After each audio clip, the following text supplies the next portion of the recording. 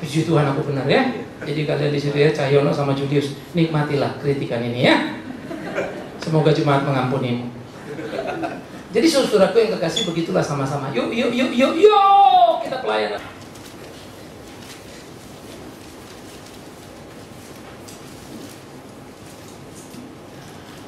Pengantara yang sempurna itu tema kita ya. Ini IT-nya salah kali ini ya. Saudara-saudara, apa pengantara yang sempurna yang dibicarakan Alkitab? Kita lihat Ibrani pasal 7, 11 sampai 28. Saya baca 11, saudara baca 12, terus bergantian hingga selesai. Karena itu andai kata oleh imamat Lewi telah tercapai kesempurnaan. Sebab karena imamat itu umat Israel telah menerima Taurat, apakah sebabnya masih perlu seorang lain ditetapkan menjadi imam besar menurut peraturan Melkisedek, dan yang tentang dia tidak dikatakan menurut peraturan Harun? Sebab kalau imamat berubah, dengan sendirinya akan berubah pula hukum Taurat itu. Sebab ia yang dimaksudkan di sini termasuk suku lain. Dari suku ini tidak ada seorang pun yang pernah melayani di mezbah. Sebab telah diketahui semua orang bahwa Tuhan kita berasal dari suku Yehuda, dan mengenai suku itu Musa tidak pernah mengatakan sesuatu apapun tentang imam-imam. Dan hal itu jauh lebih nyata lagi jikalau ditetapkan seorang imam lain menurut cara Melkisedek, yang menjadi imam bukan berdasarkan peraturan manusia, tetapi berdasarkan hidup yang tidak dapat binasa. Sebab tentang dia diberi kesaksian, engkau adalah imam untuk selama-lamanya menurut peraturan Melkisedek. Memang suatu hukum yang dikeluarkan dari dulu Taurat, kalau hukum itu tidak mempunyai kekuatan dan tidak. Sebab hukum Taurat sama sekali tidak membawa kesempurnaan, tetapi sekarang ditimbulkan pengharapan yang lebih baik, yang mendekatkan kita kepada Allah. Dan selama seperti hal ini tidak terjadi tanpa sumpah, memang mereka telah beriman tanpa sumpah. Tetapi ya dengan sumpah diucapkan oleh dia yang beriman kepadanya. Tuhan telah bersumpah dan ia tidak akan menyesal, engkau adalah imam untuk selama-lamanya. Demikian pula Yesus adalah jaminan dari suatu perjanjian yang lebih kuat. Dan dalam jumlah yang besar mereka telah menjadi imam karena mereka dicegah oleh maut untuk tetap menjadi imam. Tetapi karena dia tetap selama-lamanya, imamannya tidak dapat kembali kepada orang lain. Karena itu ia sanggup juga menyelamatkan dengan sempurna semua orang yang oleh dia datang kepada Allah, sebab ia hidup senantiasa untuk menjadi pengantara mereka. Sebab imam besar yang demikian yang kita temukan, yang saleh tanpa salah tanpa noda, yang terpisah dari orang-orang berdosa dan lebih tinggi daripada tingkat-tingkat surga. Yang tidak seperti imam-imam besar lain yang setiap hari harus mempersembahkan korban untuk dosanya sendiri, dan sesudah itu barulah untuk dosa umatnya. Sebab hal itu telah dilakukannya satu kali untuk selama-lamanya, ketika ia mempersembahkan dirinya sebagai korban. Sebab hukum Taurat menetapkan orang-orang yang hidup di kelemahan menjadi dosa, tetapi sumpah yang diucapkan kemudian daripada hukum Taurat menetapkan anak dan telah menjadi sempurna sampai selama-lamanya. Saudaraku yang kekasih, sesudah minggu lalu kita belajar dan berbicara tentang bagaimana Abraham ternyata memberikan persembahan kepada Melkisedek, persembahan persepuluhannya. Ingat, perpuluhan tidak diatur di Taurat, bahkan pra-Taurat, sebagai tunduk upeti, tanda hormat kepada yang lebih tinggi. Nah, itu yang kita lakukan di dalam hidup berjemaat. Tapi pertanyaannya, untuk apa perpuluhan? Maka di PL sudah diatur sedemikian rupa. 12 suku, 11 mendapat tanah pusaka, yang satu tidak, yaitu Lewi. Sehingga yang 11 mengumpulkan perpuluhan dari hasil usaha mereka. Maka terkumpullah 11 kali 10, 110%. Maka Lewi mengelola yang 10% ini, sehingga sisalah yang 11 suku hanya punya 90%. Tentu Alkitab tidak sedang mengajar supaya pengusaha cukup punya 90, lalu pendeta punya 110, karena semua jadi pengen pendeta ya. Oh 110 kan begitu. Inilah matematika bodoh yang sedang dikembangkan saat ini sebagai wujud keserakahan para pelayan-pelayan Tuhan. Alkitab mengatur 4 posting untuk hal itu. Pertama, untuk hamba Tuhan, karena memang mereka harus hidup dan tidak punya tanah pusaka. Dan Mereka bukan pengusaha, dikhususkan jadi hamba Tuhan. Jangan campur adukan pendeta dan pengusaha, karena sejak semula tidak demikian adanya. Itu sebab para rasul dipanggil untuk meninggalkan pekerjaan mereka, menjala ikan, menjadi penjala manusia. Prinsipnya sangat clear, PLPP, jangan diutak-atik. Kasus Paulus bukan kasus Paulus pengusaha. Kasus Paulus ketika kesulitan pendanaan untuk berangkat melanjutkan pelayanan, dia membuat tenda bersama dengan Priscilla, Aquila. Lalu sudah selesai, mereka pergi lagi. Mereka tidak dalam konteks pebisnis profesional, karena pebisnis profesional perlu konsistensi di dalam berdagang, kontinuitas yang terus menerus, itu transaksi yang tidak berhenti. Paulus bukan tipe di sini. Kita lanjut. Posting yang kedua adalah hamba Tuhan tadi, terus rumah Tuhan baik Allah harus dipelihara. Ketiga, janda miskin, dan keempat, orang asing. Ini diatur di dalam Alkitab. Sehingga janda miskin di dalam kehidupan Israel tidak pernah terabaikan, karena umat Allah adalah keluarga Allah, maka tanggung jawab bersama. Ya, baru yang keempat itu adalah apa yang disebut sebagai orang-orang asing. Maka orang asing tidak boleh kelaparan di tempat orang Israel, karena Tuhan ingatkan, engkau dulu pun orang asing. Awas, jangan engkau keras kepada orang asing. Sebaliknya penuh perhatian. Saudara-saudara, 4 konsep ini yang menjadi penting. Nah, konsep ini kemudian ditumbuh kembangkan dalam perkembangan modern menjadi apa yang disebut kibot di dalam Alkitab, di dalam kehidupan sosial orang-orang Israel. Satu kibot adalah seperti satu marga, begitu ya. Mungkin kira-kira tidak sampai hampir satu kelurahan, ya, dengan teritori luas. Maka di kibot itu semua orang punya hak dan kebersamaan yang hebat. Mose Dayan datang dari satu kibot. Maka anak-anak kecil waktu Mose Dayan datang, Mose, walaupun dia jenderal yang paling top. Karena Mose di kibot itu adalah bagian dari kibot itu. Maka Mose berkewajiban memberikan income dia kepada kibot untuk kibot bertumbuh dan berkembang. Ya, Indonesia menerjemahkan itu dengan istilah kooperasi. Ya, mestinya kooperasi, jadi kooperate, jadi kerjasama itu mestinya. Tetapi kemudian Indonesia itu tidak jalan. Nah, kibot-kibot ini mempunyai keunggulan-keunggulan hebat. Sehingga banyak kibot-kibot yang kemudian punya pertanian, punya hotel, punya usaha. Tapi untuk sekelompok orang dan bukan hanya untuk satu orang.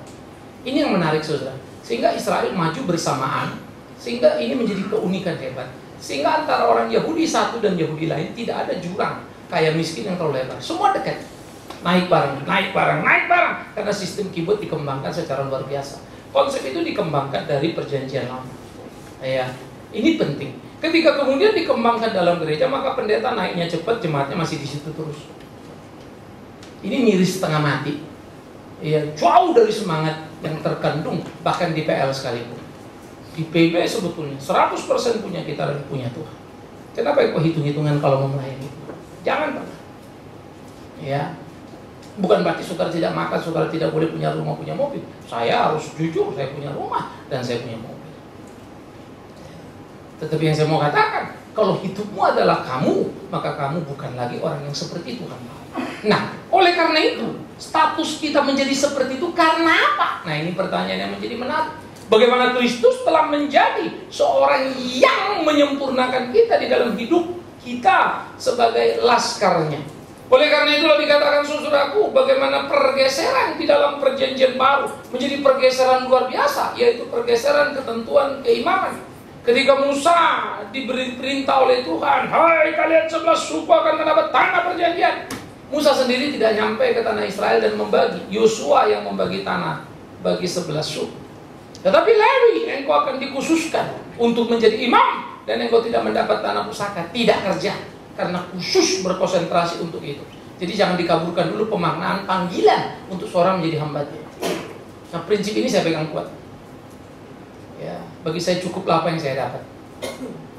Ya, biarlah Tuhan kalau mau tambahkan, ya urusan Tuhan lah. Ya, tambah kurang rezekiku, bukan urusan mau kerja apa tidak, usaha apa tidak. Itu rezeki datang dari kasih dan kemurahan Tuhan. Nah, di dalam perjalanan seperti ini, apa yang dilakoni, apa yang dijalani oleh perjalanan kehidupan gereja Tuhan, sehingga imamat itu dikatakan berubah dengan sendirinya, maka berubah pula hukum Taurat itu. Ini menjadi menarik. Kenapa? Karena dulu dalam hukum Taurat diatur imam dari suku Lewi. Sekarang datang imam bukan suku Lewi, tapi suku Yehuda, yaitu Yesus Kristus. Semua kita tahu, kata penulis Ibrani, imam datang dari suku Lewi sesuai dengan apa ketetapan yang sudah diatur Tuhan lewat Musa. Mengapa sekarang datang dari suku Yehuda? Apakah hukum Taurat itu telah tidak lagi berlaku dan berubah? Nah, hati-hati. Maka di sini istilah yang penting dijaga dan jangan terjebak. Kristus sendiri berkata, aku datang bukan meniadakan Taurat tetapi menggenapi. Sehingga penggenapan keimaman di dalam Kristus ini luar biasa. Bagaimana luar biasanya? Perhatikan bahwa dulu imam menjadi pengantara antara kita yang berdosa dengan Allah. Kalau kita bikin dosa, kita mesti menyembahkan korban. Tapi kita nggak bisa kasih korban sendiri. Maka kita berikanlah kepada imam, dan imam membakar korban itu di ruang suci. Lalu disampaikanlah sementara kita di luar ruangan itu. Nanti ruang maha suci itu satu kali orang imam itu akan diundi untuk bisa masuk ke sana. Dan tidak semua orang bisa masuk ke sana. Hanya imam, dan tidak semua imam beruntung pernah masuk ke sana. Nah, oleh karena itu dalam menjalankan tugas-tugas yang begitu jauhnya jarak antara kita dan ruang maha suci, sehingga di ruang suci ada pengantara imam. Nah, itu kayak mas sembahyang. Itu yang disebut Allah yang transenden. Nun jauh di sana. Imam pun tidak sembarang mendekat. Kesenggol tabut perjanjian atau apa di dalam pun bisa mati. Sehingga menurut tradisi mereka harus dikasih lonceng dan tali. Tenteng mereka jalan. Kalau tersenggol sesuatu mereka mati lalu ditarik. Ya, kisah itu dipahami karena pada waktu tabut perjanjian mau dipindahkan, kita coba menahan tabut itu dan kemudian mati. Kesucian yang digambarkan menjadi sangat luar biasa, sehingga PL memang penuh dengan simbol-simbol yang harus dipahami dengan konteks yang tepat. Elisa adalah nabi Allah, anak-anak kecil mengejek, botak, botak, botak, tetapi kemudian Elisa memalingkan wajah dan berteriak pada mereka, datang beruang dan menghabisi anak-anak remaja. Sadis ya. Jangan lihat dalam konteks sekarang. Itu adalah kesucian hamba Allah yang tidak boleh diganggu. Tapi hamba Allah yang betul-betul suci. Jadi hamba Allahnya nggak usah teriak-teriak, saya suci diurapi, jangan ditaati. Nggak perlu ngomong. Tuhan yang akan bicara dan membela. Kalau sekarang semua orang takut-takut, hamba Tuhan suci dan jangan dikritik. Ya, kalau saya salah silakan Anda kritik. Ya, tetapi kalau tidak, jangan bikin fitnah. Ya, karena saya tahu Tuhan akan bela saya. Tapi kalau saya salah, nggak usah kalian takut, Tuhan tampar saya. Maka itu kita hidup di dalam satu dinamika, benar apa tidak berurusan dengan Tuhan. Nah, karena itulah di dalam PL begitu hebatnya, agungnya jabatan imam itu menjadi pengantara kita dengan Allah. Kita tidak bisa direct. Lalu kemudian saudaraku itu digenapi di dalam Kristus. Nah, penggenapan ini harganya mahal setengah mati. Maka untuk menggenapi, Kristus sendiri harus menjadi korban. Bukan lagi anak domba, bukan lagi darah domba. Sebab kemudian kitab Ibrani pun mengatakan di bagian yang lain bahwa dia telah mati sebagai korban. Kita ditebus bukan lagi dengan darah lembu, tetapi darah Kristus Yesus. Petrus menyebutnya darah suci. Nah, saudara-saudaraku yang kekasih, sehingga di sini PL digenapi di dalam PB, maka melompatlah dari garis Lewi ke garis Yehuda. Kalau Lewi adalah korban domba, Yehuda adalah anak domba. Penggenapan itu terjadi.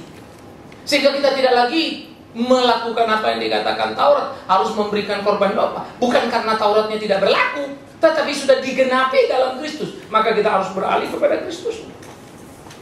Dialah anak domba, dialah korban.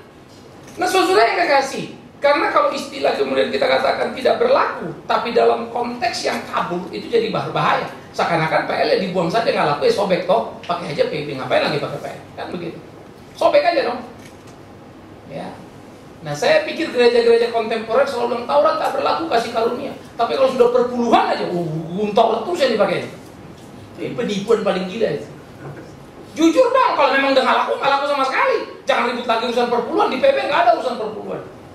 Malah Kristus mengkritik para imam. Kalian ini kumpulkan perpuluhan, tetapi keadilan kalian abaikan. Aku mau keadilan. Kenapa? Perpuluhan dikumpulkan, janda miskin tak diurus. Tuhan marah, Yesus kritik. Itu yang muncul di PB. Kritik Kristus terhadap praktek-praktek gereja. Nah, oleh karena itu saudara, kita jangan menjadi orang yang ambivalen, jangan jadi orang yang munafik. Kalau penting buat kita lalu berlaku, kalau tidak penting terus tidak berlaku, begitu ya. Nggak bisa begitu. Tetapi memang betul Taurat sudah digenapi di dalam Kristus, sehingga kalau digenapi tentu tidak perlu dilakukan. Sehingga secara legalistik namanya kan tidak berlaku. Tapi tidak berlaku bukan karena dibuang, tapi tergenapi di dalam kematian Kristus. Sehingga kematian anak domba menjadi kematian Kristus. Anak domba Allah adalah Kristus. Darah domba, darah Kristus yang suci, tergenapi di dalam. Maka suatu waktu kita konsentrasi kepada domba, anak domba, darah domba. Sekarang terkonsentrasi pada Kristus, anak-anak domba Allah, darah suci.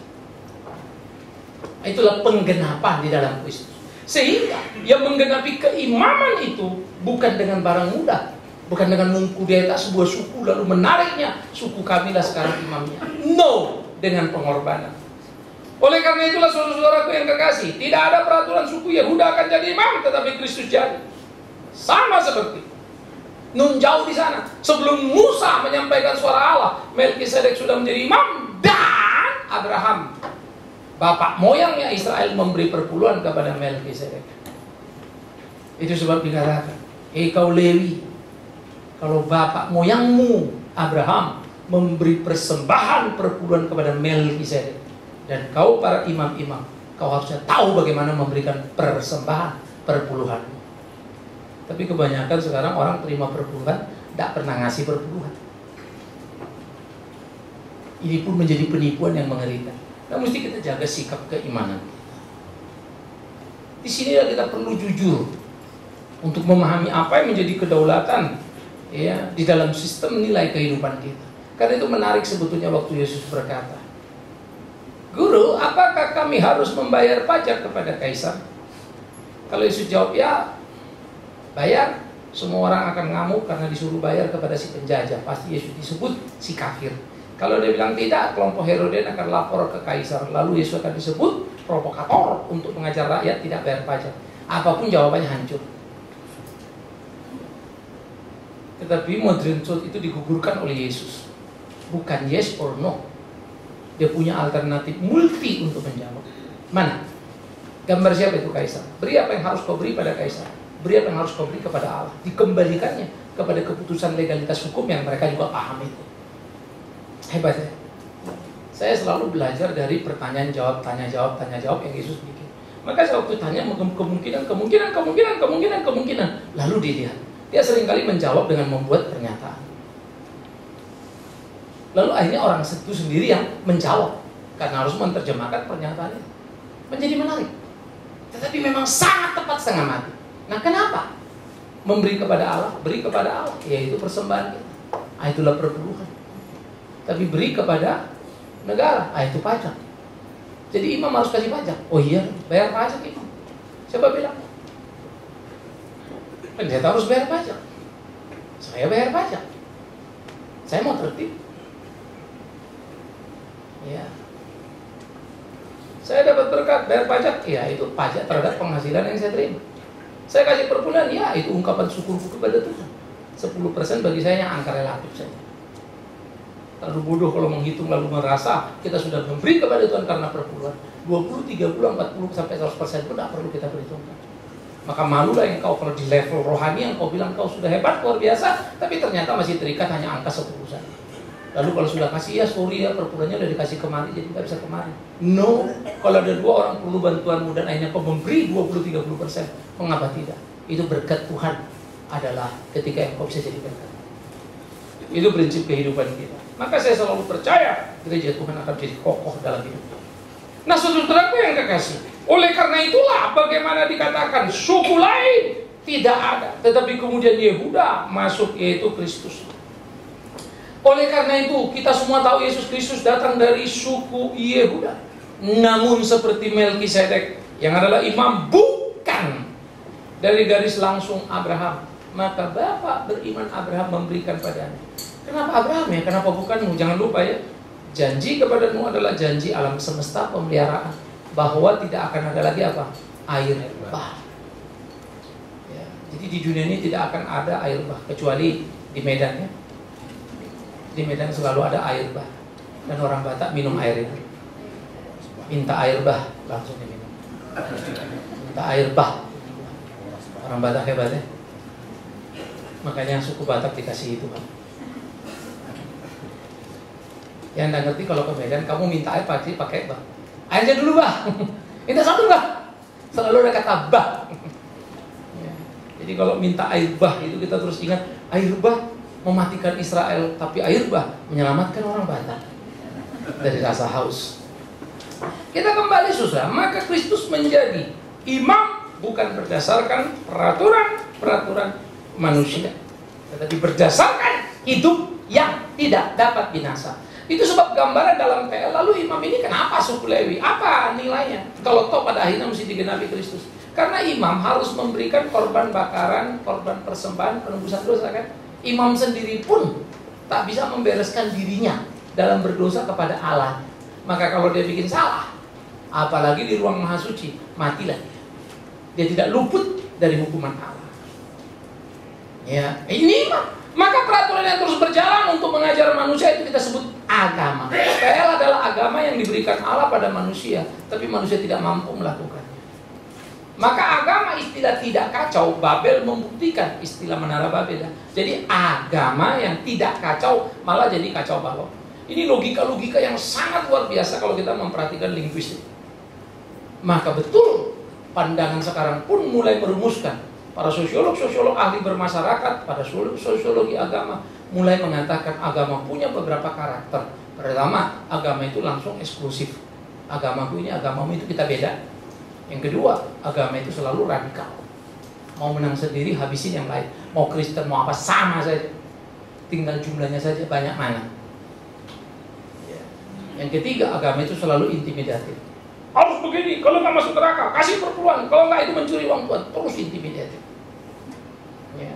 Dan akhirnya agama itu pun cenderung konfrontatif, tidak berdiskusi, tapi saling meniadakan satu dengan yang lain, konfrontasi. Dan saya kira apa yang dikatakan sosiolog agama betul setengah mati. Nah itulah agama. Nah itulah produk yang kita anggap tadi di PL tadi. Hanya manusia nggak bisa ngikutin Tuhan karena kejebak yang poin-poin tadi itu. Nah ketika Kristus datang, langsung dia bilang apa? Kau dengar? Mata ganti mata, gigi ganti gigi. Aku berkata, tampar kanan kasih kiri. Buang, kaget. Kau dengar? Awas musuhmu. Aku berkata, doakan dan berkati. Tapi konteksnya harus dipahami secara utuh. Karena ternyata Tuhan tidak mendoakan dan memberkatkan Yudas. Yudas masuk neraka. Artinya, ketika seorang datang kepada mengakui salah, sebesar apapun, terima. Tapi jangan pernah kau obral orang yang tidak minta maaf, lalu kau maafkan. Itu kebodohan yang tidak termaafkan. Tetapi kau tidak perlu berhitung kesalahan orang padamu. Bisa mengerti ya? Bedakan. Orang bikin salah, kita tidak usah itu. Tapi tidak usah buru-buru bilang sama dia, aku maafkan kamu. Urusan apa?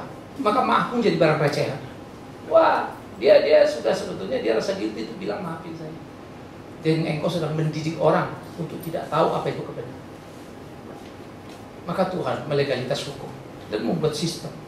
Siapa yang percaya? Surga. Yang tidak, neraka. Hukum dunia ini paling penjara ya. Hukum Tuhan itu lebih ngeri. Tapi itulah wibawa kebenaran. Kita kembali. Oleh karena itu dikatakan Kristus yang menjadi imam bukan berdasarkan peraturan manusia, tapi berdasarkan hidup yang tidak binasa karena dia mati untuk menghidupkan yang mati. Kalau imam berdasarkan peraturan manusia, dia akan menebus dosa, tapi bukan dia, Allah. Tapi dia tidak bisa berdoa, harus berikan korban. Karena harus ada korban terhadap dosa. Nah korban itu loh. Sekarang imam ini yang jadi korbannya itu Kristus. Maka genaplah pada Kristus itu. Oleh karena itulah dikatakan Kristus adalah imam selama-lamanya menurut peraturan Melkisedek. Mengapa Pak disebut menurut peraturan Melkisedek? Peraturan Melkisedek yang diberi istilah mengacu kepada PB. Bagaimana Melkisedek datang menjadi imam? Ya, bagaimana ceritanya? Dari mana garisnya? Ibrani udah jelas tidak berbapak, tidak beribu.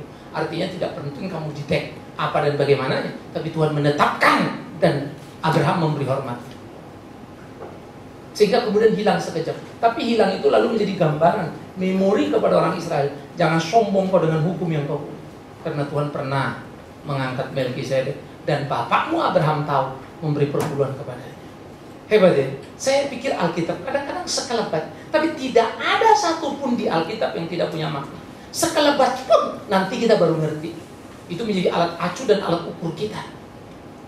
Maka Kristus seperti Melkisedek, tapi Kristus lebih. Kalau Melkisedek selama-lamanya artinya nggak ada garis keturunan. Tidak ada yang menggantikan Melkisedek, dan Melkisedek tidak disebut menggantikan siapa. Maka di kak ke atas tidak berbapak, tidak beribu. History not important for Melkisedek. Jadi Melkisedek jangan diuruskan dengan tata krama struktural karena nggak penting juga. Ini keren Alkitab.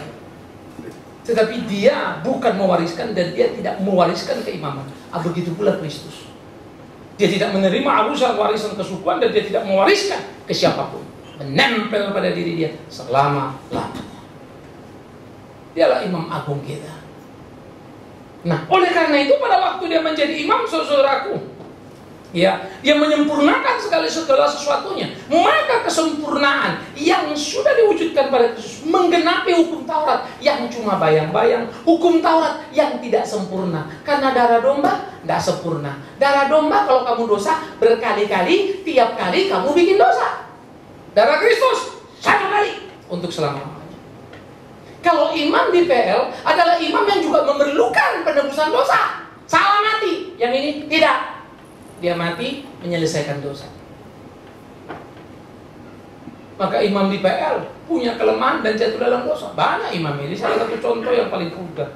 Tetapi Kristus, seperti dicatatkan Ibrani, dia pun dicobai sama dengan kita, tetapi tidak berbuat dosa.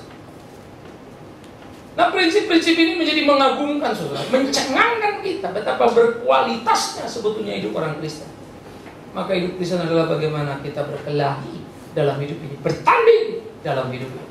Nah, jadi bagaimana kemudian pada Kristus segala sesuatu yang sempurna menempel itu. Oleh karena itulah, ya, dikatakan bahwa Tuhan telah berjanji engkau adalah imam untuk selama-lamanya. Maka membawa pergerakan dari PL ke PB, dari imam-imam yang bergonta-ganti berdasarkan garis keturunan Lewi kepada Kristus yang tidak tergantikan. Dari darah domba kepada darah Kristus, anak domba Allah, sang penebus, dialah Kristus Tuhan. Maka semua tugas menempel pada dia.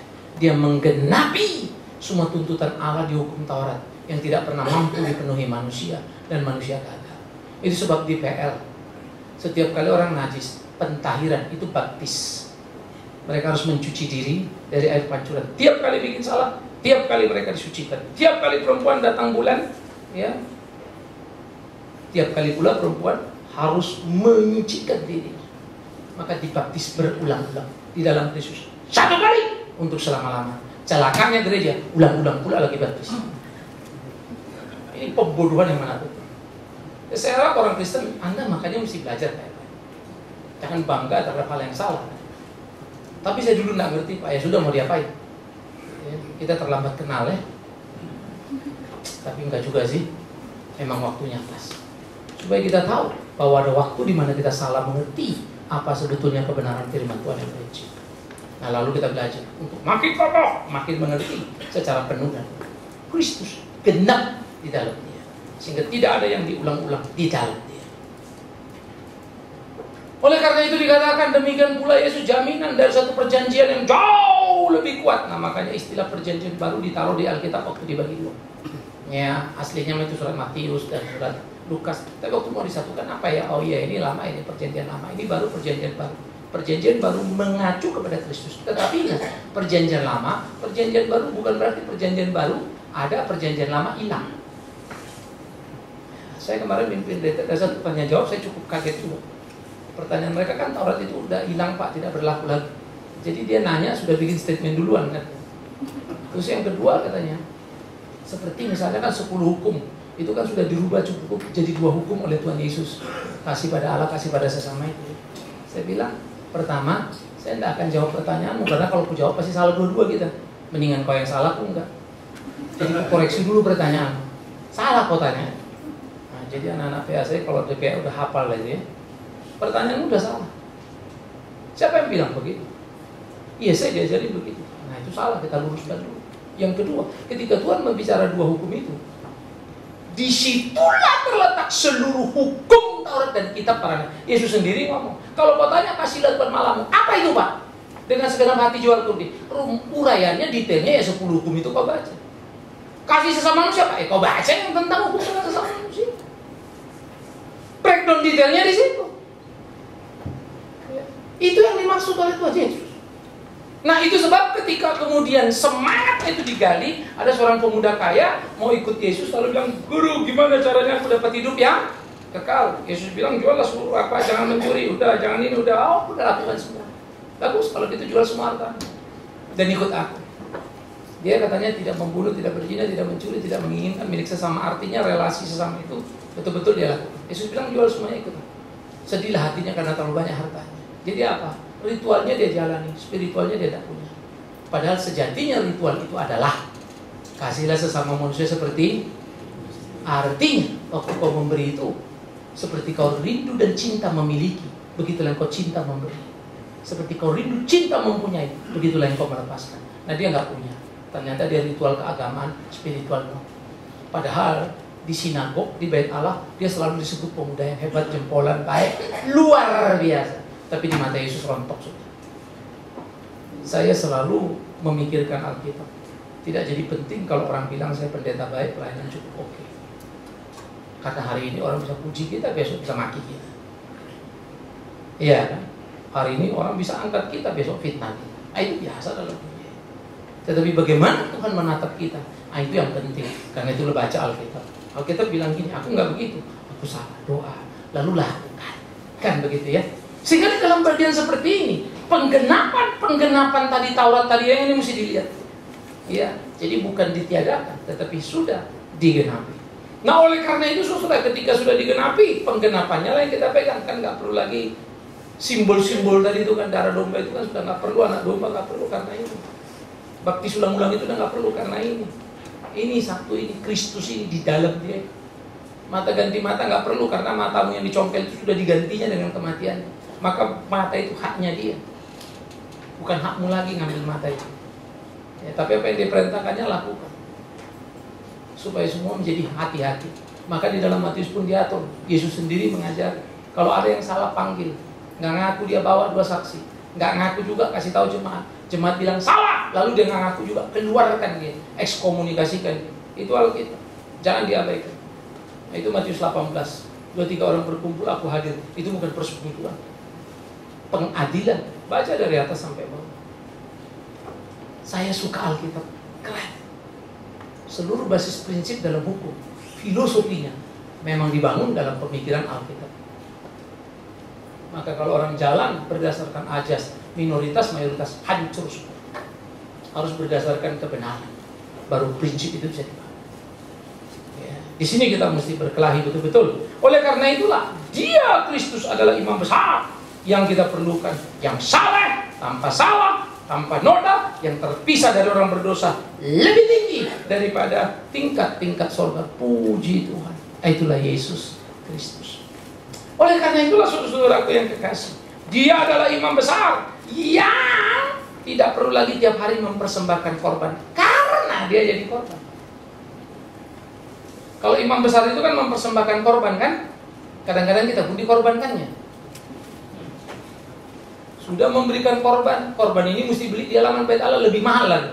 Korban duit kita kan, dimanfaatkannya pengakuan dosa kita untuk keuntungan. Sejak dulu sampai sekarang, bisnis paling bagus di gereja. Sejak dulu sampai sekarang, bisnis di rumah ibadah paling bagus. Agama apapun. Karena itu adalah bisnis perasaan yang paling luar biasa, memanipulatif. Nggak ada ukurannya. Kalau barang kan, kita beli roti, mahal, udah nggak enak, mahal. Kita nggak mau beli lagi kan. Kalau pengakuan dosa, sampai kapanpun hobi kita kok bikin dosa. Rasa lapar bikin dosa itu kan lapar terus. Maka pengampunan itu jadi besar. Tiap hari kita datang ke gereja, tiap hari kita diampun. Apa bodoh bangsawan di Eropa, apa bodoh para raja-raja di Eropa, sampai mereka memberi surat pengampunan dosa. Pasti otak mereka tidak bodoh, tapi sudah di-abuse oleh sistem keagamaan. Taruhlah koin emasmu, glinding, begitu hilang bunyinya, bersih dosa. Maka mereka taruh, glinding, oh thank you, langsung bersih dosa. Tadi bodoh-bodohin sama pemimpin gereja. Ya, temanku juga sih pemimpin gereja ya. Kami juga ada di pendeta-pendeta bodoh ini yang rakus-rakus ini. Itulah hidup. Karena itu jangan jadi umat yang menutup mata. Buka mata baik-baik. Belajar. Cintai kebenaran. Ingat, sekalipun kita sendirian karena kebenaran, pilih lagi. Hidup tidak. Karena memang Tuhan tak pernah janji mudah kan? Aku mengutus kau seperti domba ke tengah. Habislah kita ini. Mau dicari-cari lah kita ini kalau gitu Pak. Memang iya. Tapi jangan kau takut. Pada waktunya roh Bapakku akan mengatakan padamu apa yang akan dikatakan. Berarti kita mesti nunggu Tuhan nolong kita kan? Sementara kita nggak tahu kapan dia nolong kita. Kita tunggu terus, itulah nggak sabar. Kapan ini Tuhan? Akhirnya kita ambil tindakan. Kenapa kau lakukan? Habis Tuhan terlalu lama, aku coba bantu Tuhan dan namanya EP. Tuhan kok dibela, Tuhan kok dibantu. Mana bisa kau bantu? Tuhan membantu kita, Tuhan membela kita. Sabarkah kau menunggu pertolongannya? Pikirkan baik-baik. Itulah imam agung itu. Dia tidak pernah bekerja terlalu cepat dan tidak terlalu lama. Tetapi yang repot sekarang kalau kita berurusan dengan imam agung ini, begitu kita datang, dia tahu hati kita. Begitu kita mau mohon, ya Kristus, tolonglah kami. Lalu Yakobus bilang, memang kau sudah berdoa, kau memang sudah memohon kepada Tuhan, tapi Tuhan tidak mengabulkan doamu karena hanya untuk memuaskan hawa nafsu. Iman ini menyenangkan. Ia menjadi imam sempurna, tapi awas, imam ini menakutkan karena kita tidak bisa membohonginya. Dia tahu hati kita, dia tahu pikiran kita. Bahasa kita boleh manis, tapi dia mengerti semuanya. Itu imam kita. Karena itu belajarlah jujur dalam doa. Belajarlah mengukur doa.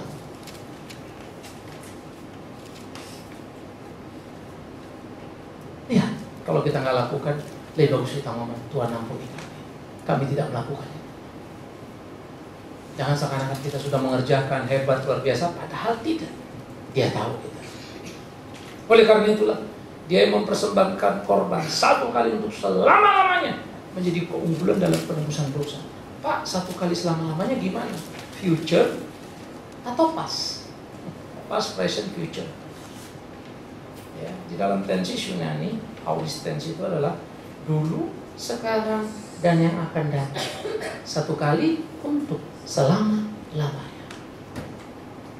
Pengampunan dosa dulu, sekarang, akan datang, satu kali untuk selama-lamanya. Karena itu tidak mungkin ada orang yang sudah ditebus Kristus bisa hilang. Pak, buktinya ada Pak. Dia dulu orang percaya, sekarang murtad, nggak terima Tuhan. No. Memang dari dulu dia nggak dipilih Tuhan. Cuma kau sudah berhasil ketipu, itu saja Pak. Kau yang ketipu, jangan Tuhan yang kau bawa. Bisa ngerti maksud saya? Kita yang bodoh mengenali originalitas sehingga kita tertipu dengan imitasi. Itu sebab pohon dikenal dari apa? Bukan kegiatannya. Perhatikan kalimat saya. Pohon dikenal dari apa? Bukan kegiatannya. Walaupun Bikman Sirait ini berkhotbah, walaupun anggota keluarga aku semua misalnya melayani Tuhan, ada yang nyanyi, ada yang ini, omong kosong itu. Kalau buahnya tidak kelihatan. Buah itu bukan kegiatan, ingat ya. Saya mau pelayanan nggak hitung-hitungan. Udah merontok jantungku ini jalan terus. Tapi itu sorry, itu kegiatan. Hatiku siapa yang tahu? Siapa tahu dengan begitu kan, sebetulnya aku punya trik. Wah, Pak Bikman hebat ya. Udah sakit-sakit masih terus pelayanan. Itu trikku supaya kau kagum. Lalu habis itu, kasihan dia. Kau kasih aku uang. Puji Tuhan, tercapai cita-cita. Kira-kira itu. Kamu mana tahu? Tulus nggak aku? Aku bisa punya kegiatan, aku bantu Pak. Supaya kau bilang aku baik. Benar baik apa enggak? Mana kamu tahu? Maka aku dapatkan apa yang ku inginkan dengan apa yang aku punya. Aku sapa kau, senang ketemu kamu. Apa kabar? Lalu kau bilang, Pak Bikman ramanya luar biasa. Ya, kau lupa itu hanya menyentuh dompetmu dan bukan hatimu. Itu keramahan palsu. Bisa. Saya bolak-balik Kalimantan masuk surga, omong kosong.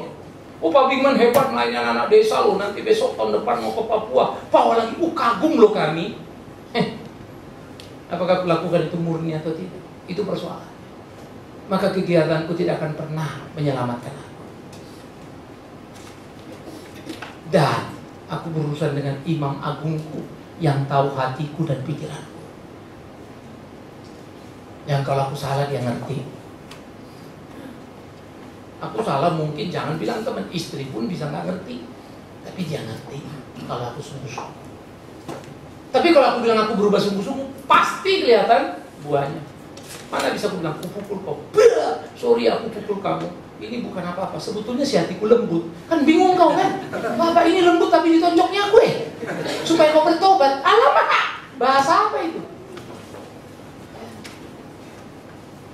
manipulatif. Nah karena itu imam agung ini lain. Dia perhatikan anak-anak, tapi dia hardik raja. Waduh.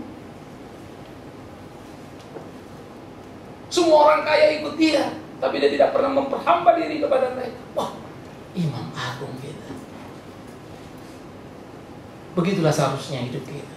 Oleh karena itulah saudaraku yang kekasih, hukum Taurat telah menetapkan imam yang diliputi oleh kelemahan. Ya. Tetapi sumpah yang diucapkan kemudian daripada hukum Taurat menetapkan anak yang telah jadi sempurna sampai selama-lamanya. Imam punya kelemahan? Yes. Nah, kalau gitu bolehkah saya bilang, namanya Bikman Sirait, namanya juga manusia penuh kelemahan. Betul, saya penuh kelemahan. Penuh kekurangan? Yes. Bisa bikin salah? Yes. Kalau gitu bisa dimengerti dan diterima? Tidak. Pahami aku? Yes. Tapi bukan terus-menerus lalu, ya nggak apa-apa lah, namanya juga manusia. No. Udah salah itu. Jadi waktu aku salah, aku wajib apa? Minta ampun sama Tuhan, bereskan dan jangan ulangi. Kalau kemarin jatuh 3 kali, ya kali ini 2 kali ya tuh, besok 1 kali. Besoknya lagi, jangan jatuh-jatuh dong. Nanti yang lain lagi, terus begitu ya. Sehingga kita pun harus makin sempurna. Pak, mana bisa? Apa kau pikir Yesus itu nuntut main-main? Hendaklah engkau sempurna, sama seperti apa? Bapamu sempurna. Itu tuntutan Yesus. Bagaimana bisa? Bisa. Karena penebusan kita adalah penebusan sempurna oleh imam yang sempurna, oleh darah yang sempurna. Sehingga modal kesempurnaan ada pada diri kita. Tinggal bagaimana buahnya. Hanya satu. Kalau engkau dalam aku dalam engkau. Itu kalimat Tuhan Yesus bukan? Apapun yang kau minta akan diberikan Bapa. Apa yang diminta orang dalam Tuhan? Cuma satu. Berbuah. Dia bukan minta Ferrari ya. Berbuah. Sehingga hidupnya sungguh-sungguh menjadi buah. Dan orang bisa lihat. Dan hanya orang bilang, Tuhan sungguh luar biasa memakai hambanya. Bukan hambanya yang luar biasa, Tuhannya. Ayo kita berlomba ke sana saudara. Karena itu perhatikan, mulailah dari hal yang kecil. Please, tiap tindakan kita pikirin dong, kalau gini etikanya gimana sih? Etika, jangan bikin tindakan berbuah karena orang akan memandang rendah. Nah yang repot, kalau kita dipandang rendah ya nggak apa-apa, memang kita rendah kan ya, tapi jadi batu sandungan dalam kekristenan. Ini yang bahaya. Karena itu tiap kita berkewajiban untuk menghitung tiap langkah kita. Saya suka apa yang dikatakan Paulus, tidak semua yang boleh berguna. Boleh nggak? Boleh, tapi berguna nggak? Jangan dong. Kau bebas lakukan itu. Dosamu sudah tebus, tapi jangan sampai itu jadi batu sandungan. Maka tiap tindakan kita perlu kehati-hatian, perlu mencermati baik-baik. Ya, saudara, pembantu saya satu di rumah yang pulang hari lagi miris. Ya ini baru masuk terus sudah kerja. Pak, saya izin dulu sehari mau beresin suami. Kenapa? Besok suami saya mau berangkat ke Malaysia. Suami kamu ngapain ke Malaysia? Mau jadi TKI. Hati-hati lu bla bla bla bla gitu. Emang suami kamu resmi? Enggak, tapi yang bawa pendeta. Saya lagi pikir, nah kalau pendeta mau tolong suami kamu ngapain dibawa ke Malaysia? Ya suruh aja kerja di sini di gereja atau di mana kan? Ya. Kemarin saya tanya-tanya, suami kamu tuh bisa bawa motor nggak, ada SIM-nya nggak, apa bisa dia kerja? Saya lagi pikir-pikir, ya namanya pembantu masuk kan, tak kebetulan kita bisa bantu apa? Tapi kan kita juga tidak mau sembarang, ya. Lalu akhirnya suaminya tetap pergi ke Malaysia. Baru 3 hari sudah ada telepon, aduh Pak Kalut, kenapa kamu lagi? Suami saya hilang. Hah? Suamimu sudah besar apa kecil? Sudah besar. Kok bisa hilang? Lucu juga ya, rupanya dibawa sama pendeta ini katanya kerja 3 bulan gak dapat gaji. Nanti sesudah itu baru dapat gaji. Kerja apa? Ilegal. Saya sampai garuk-garuk kepala sebentar. Tadi kau bilang yang bawa pendeta, istri saya pun bilang, gila yang bawa kan pendeta. Saya bilang lu kayak kagak belajar aja. Nggak semua pendeta kayak suami lu kan gitu ya. Namanya sama istri kan kita mesti sedikit high lah kan begitu kan. Tapi miris ya saudara. Itu yang saya bilang, pertolongan atau kejahatan. Jangan tolong orang dengan cara yang salah. Orang masuk ilegal udah salah dong. Kok lu kasih? Miris ya. Yang bawa pendeta Pak, mati nggak di kerja itu? Dia kerja di rumah pendeta pula lagi. Sekarang di mana suami kamu? Udah berapa hari ini hilang? Katanya lari dari bedeng. pasti ilegal. Lari paspornya dipegang. Nah ini bagaimana ini orang? Saya ngeri aja tuh ketangkap selesai.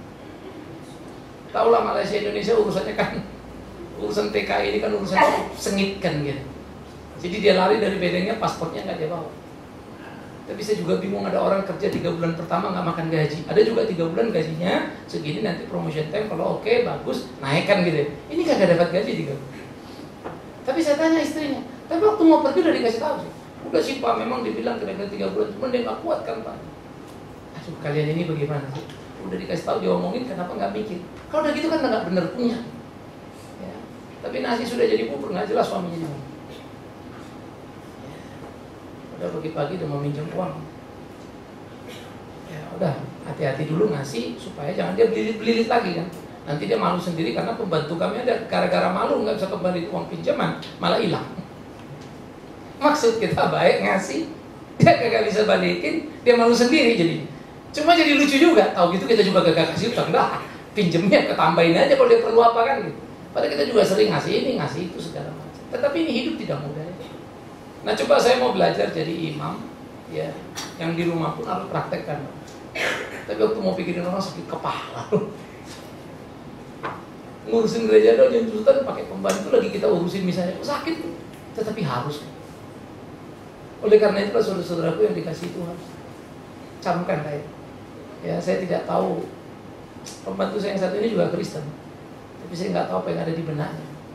Mungkin kalau dia cerita sama teman-teman, yang bawa laki gue tuh pendeta, gimana gue nggak percaya? Sekarang laki gue hilang kan, kira-kira begitu itu judulnya. Ya, pendeta menghilangkan tenaga kerja. Kalau masuk orang nggak enak amat. Tapi kejadian, saya juga dengar.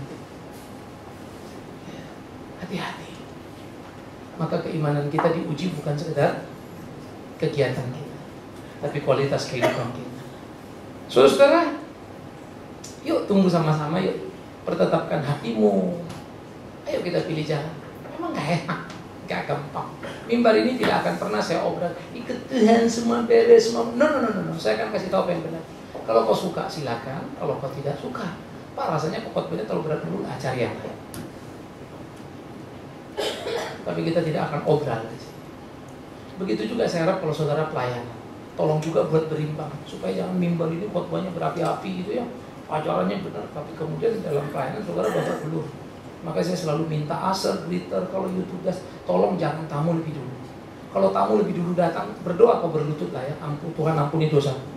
Belum mulai pelayanan sudah melakukan kesalahan, kan itu namanya ya. Kamu tugas masa iya sih nyambut tamu datang duluan. Imam agung kita nggak begitu. Dia kita bikin dosa, dia minta ampun dosa. Tapi jangan yang nggak tugas-tugas tuh bilang, itu sebabnya saya nggak mau Pak, kurang ajar juga. Itu pun kejahatan.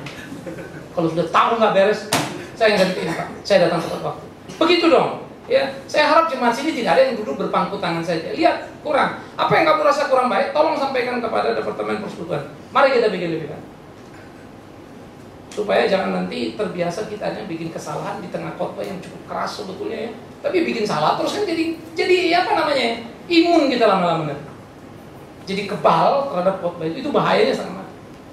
Ya. Sama seperti si Yudas kebal terhadap ucapan Yesus yang luar biasa. Apa kurangnya itu 3,5 tahun? Tetap aja dijual hancur. Ya.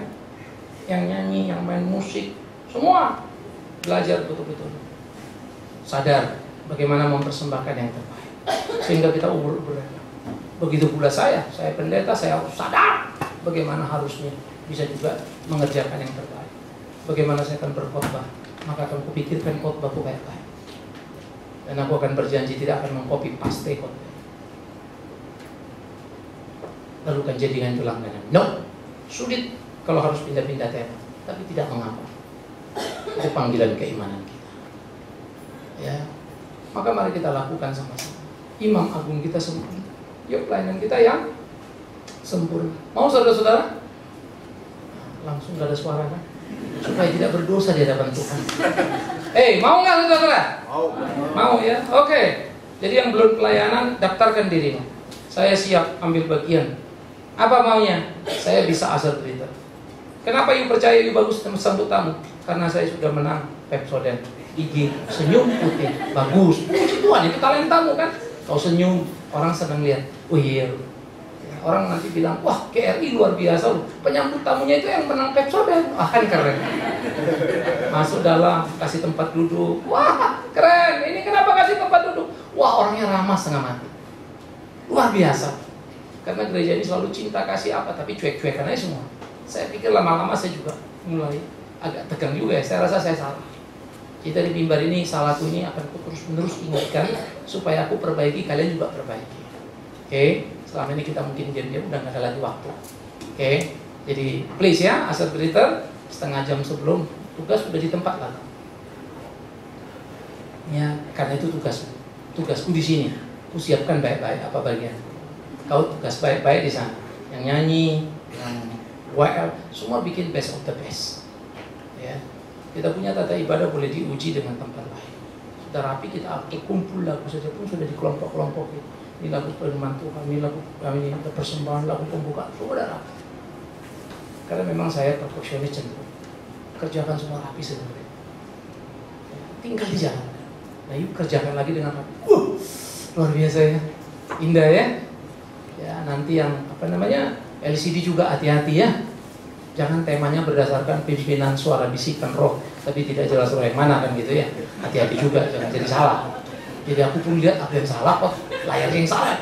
Sampai aku baca tadi di liturgi ini. Ternyata liturginya benar juga yang aku bilang kan, pengantara yang sempurna. Saya kan takut kan, jangan-jangan aku salah persiapan. Khotbahnya apa sampainya. Habis itu ya tinggal cari yang mau dimarahin kan. Kebetulan si Ida yang informasi, Ida pasti aku marahin dong. Kau bikin aku rusak, harga diriku jatuh kau. Puji Tuhan aku benar ya. Jadi kalian di situ ya, Cahyono sama Julius, nikmatilah kritikan ini ya. Semoga jemaat mengampunimu. Jadi saudaraku yang kekasih, begitulah sama-sama. Yuk kita pelayanan lebih. Ya supaya kita terus maju. Karena imam kita adalah imam yang sempurna. Korban yang kita terima yang sempurna. Bukankah sudah semestinya pelayanan kita bergairah dan juga harus sempurna? Yuk lomba-lombaan yuk. Berpacu. Ambil bagian. Kerjakan yang mesti kau kerjakan. Kalau Anda diminta nanti tugas Natal, jangan bilang aduh terlalu sibuk, saya nggak bisa. Padahal bisa sebetulnya. Sibuk itu bisa kita atur ya. Tinggal atur semua. Oke, saya siap Pak. Saya ambil bagian. Saya komit. Wah indah setengah mati ya. Tapi kalau ada teman yang menjengkelkan, ya pelan-pelan juga, jangan sampai menjadi perpecahan. Karena bagaimanapun kita mau baik, pasti setan kerja keras ya kan ya. Oleh karena itu saudaraku, marilah kita menjadi satu tubuh Kristus yang utuh. Kristuslah imam kita. Dia sempurna, menuntut kita sempurna. Mari kita melayani dalam kesempurnaan yang memungkinkan. Terus bertumbuh sehingga hidup kita berkenan kepada Tuhan. Amin. Kita berdoa. Kita ambil waktu teduh. Dia Kristus imam yang sempurna, menebus dosa satu kali untuk selama-lamanya. Dia imam bukan berdasarkan peraturan manusia, tapi ketetapan Allah kekal selama-lamanya. Dia tidak membawa domba korban untuk menebus dosa, tapi dirinya sendiri dikorbankan. Tidakkah demikian dengan kita yang dilayani oleh imam sempurna dan seharusnya melayani juga dengan sempurna? Tak sekedar memberikan rupiah kita, waktu kita, tenaga kita, tapi yang utama hati dan pikiran kita. Tidak memberikan sisa-sisa yang ada, tapi yang utama, yang terpenting, yang memang harus kita persembahkan pada Tuhan kita. Tanyalah hatimu, tidakkah berkat Tuhan besar di hidupmu? Tanyalah diri, tidakkah Ia sudah memberi hidupnya pada kita? Sudahkah kita memberi hati kita sepenuhnya pada Dia? Bapa di dalam surga, Kau tahu hati dan pikiran kami. Kau tahu hidup kami, Kau tahu hari-hari kami, dan kami jalani. Tak mudah. Pasang surut hidup banyak yang tak kami duga. Tersandung jatuh, kami terluka. Tuhan tolong kami, bangun kembali. Tuhan bebat luka kami untuk terus setia melayani. Dan ajar kami, jatuh kami, luka kami adalah lengah kami, sehingga kami lebih bertanggung jawab lagi menjalani hari-hari ke depan.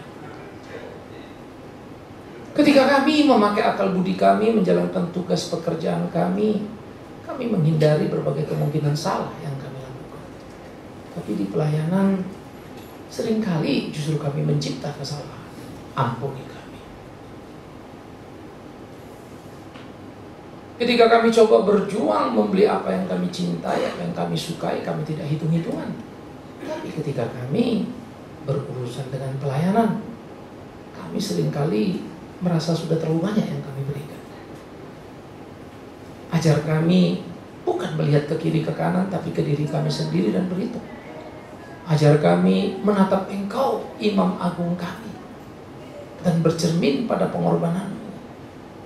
Di mati-Mulah hidup kami, tumpah darah-Mulah suci kami, sempurna pengorbanan-Mulah sempurna yang kami tuju. Semestinya lah kami ke sana, tak memperhitungkan apa yang bisa kami dapatkan karena kami sudah menerimanya. Tak memperhitungkan resiko yang kami hadapi karena Engkau sudah melewatinya. Terima kasih Imam Agung kami. Keluarga kami serahkan ke dalam tangan-Mu, jadilah kepala di dalamnya. Sehingga hubungan kami suami istri, orang tua, anak, mertua, mantu, besan menjadi hubungan yang indah, penuh cinta kasih dan kedamaian. Karena itulah kehidupan. Tuhan tolong kami di rindu kami. Kami juga mau berdoa menyerahkan gereja-Mu, rekan pengerja, rekan majelis jemaat, supaya kami sungguh menjadi pelayan tangguh, menomorsatukan Tuhan lebih dari apapun di kehidupan. Sehingga apa yang Tuhan sudah percayakan kepada kami pertanggungjawabkan dengan penuh tanpa alasan. Karena memang kami harus mengerjakan dan tidak sedang melayani organisasi gereja ini, tetapi Tuhan yang sudah memungkinkan kami ada dan terlibat di dalamnya. Kami berdoa, seluruh rencana kami kembalikan ke dalam tangan-Mu, murnikan dalam belas kasihan-Mu. Yang benar seturut jalan-Mu biarlah terus berjalan, tapi yang tidak berkenan dan salah, Tuhan bermurah hati untuk membatalkannya. Tuhan bermurah hati untuk mengkoreksinya, sehingga kami tetap berjalan di jalan-Mu. Kami lemah. Hari ini mengerti, besok seringkali kami gagal memahami apa yang jadi kehendak-Mu. Karena itu pimpinlah kami, tuntunlah kami. Terima kasih Tuhan Yesus. Kami serahkan semua hidup kami dalam tangan, di dalam nama-Mu Imam Agung. Kami berdoa, kami mohon. Amin. Mari kita bangkit berdiri, saudara yang kekasih, dan kita akan mengerahkan pengakuan iman Rasul.